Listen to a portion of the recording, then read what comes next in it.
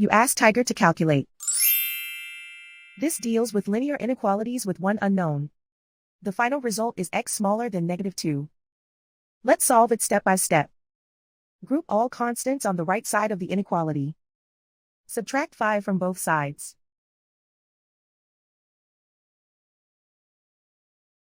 Simplify the arithmetic.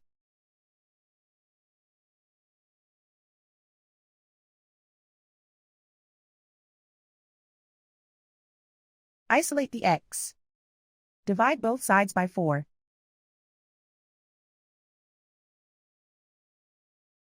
Simplify the fraction.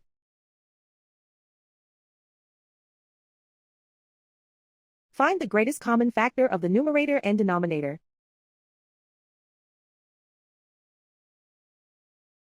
Factor out and cancel the greatest common factor.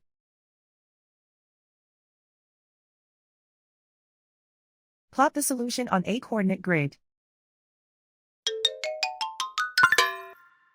And so the final result is x smaller than -2.